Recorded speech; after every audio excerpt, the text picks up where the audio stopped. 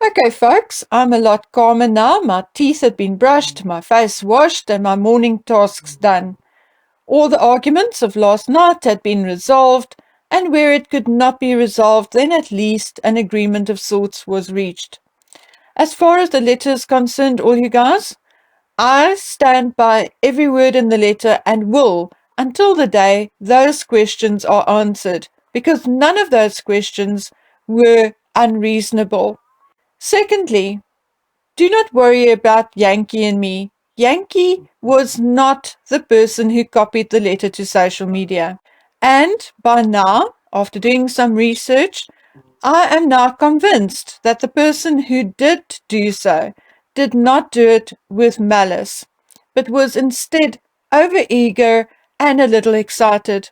It was also a lesson to me not to put something on the internet unless I'm ready to share it. So now that it's out anyway, you guys can go ahead and share it to your heart's content. And if you want to write to the Archbishop of Canterbury, you're welcome to change it a little, do whatever you want, and write your own letters. And please, guys, I don't want to cause any arguments or any discord between myself and other YouTubers, so please go give old Yankee some love. To be very honest with you, when I heard about the letter being out, I was actually just recovering from a rather unpleasant interaction with someone I considered a friend. The discussion was about the new ship Uncle Boris and his parliament want to name after the Duke of Edinburgh. In my ignorance, I felt that there is nothing wrong with it, as the Duke did, after all, give up an illustrious naval career to walk behind the Queen and serve the country. And he served 64 years as the Captain General of the Royal Marines. However, my friend took serious offence at my opinion, brought in Scottish politics, told me I know nothing, and told me to get a grip. And at my age, being told to get a grip does not sit well with me, particularly if it's not really something I do not need to get a grip about, as it is really none of my business and not something I care much about either way. So yes, I was already a bit ticked off. Just as a matter of interest, and perhaps give you a little understanding of my nature and character, my ancestors were Scottish and Boer. My great-grandfather, a Scot, came to South Africa during or just before the Anglo-Boer War on an English-British ship.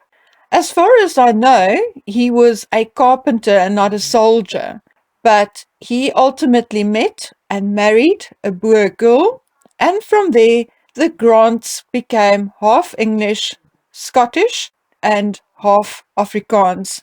So, for those of you who know the Scottish and the Boers, or know the Scottish or the Boers, I am as stubborn as an ox and very resilient.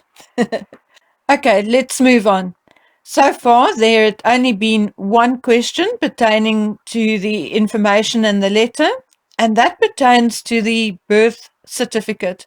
The birth certificate showed in the media is a copy. That is what a printed copy looks like.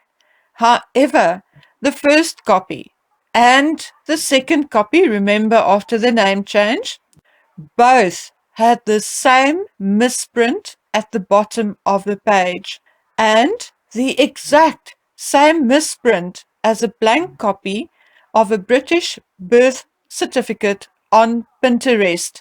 And I also found the same blank copy on another website, I can't remember the name, where they display copies of any document under the sun. So yeah, there is that. Highly unlikely that two different copies will have the same misprint on the same position on the page as a blank copy or blank sample on a completely different website. Very strange indeed. Now let's take a breather from all of this and talk about something else for a while. I've received many requests to go and watch those body language experts. I think they're called the behavior panel. And I was asked to watch the video they did on Harry's body language on the Me You Can't See program. Now, I love behavior panels programs or videos, but along with all my other problems, I have an attention deficit problem, and videos longer than 20 or 30 minutes are indeed a problem for me. But I sat through most of it, and I was very happy to find that most of what these four men had to say was indeed very similar to what I thought and said in a previous video. They mentioned childhood anger and arrested development, and possibly despising his father. Well, I do not know what causes arrested development, but I think that it is something which is very obvious in dear old Harry. What I found very interesting is they mentioned that Harry is getting to a point where he can not be easily manipulated, because that was what I also saw, regardless of the fact that most people are saying that he is being manipulated. Of course, this does not mean that he is not being influenced or fed all kinds of alternative truths, but being manipulated to open his mouth and talk his truth? No, he's doing that all on his own. The panel recognizes a lot of aggression in Harry, and I agree, but I think the aggression had always been there. They also spoke about Harry's occasional slouch and his often wrinkled shirts, and found that in light of his previous military career and upbringing, this is likely deliberate and a FU to the people, the media, and his upbringing. And I agree. They also found that the closed-eyed talking he implements from time to time portrays an air of superiority, exactly what I thought when I watched clips from the program.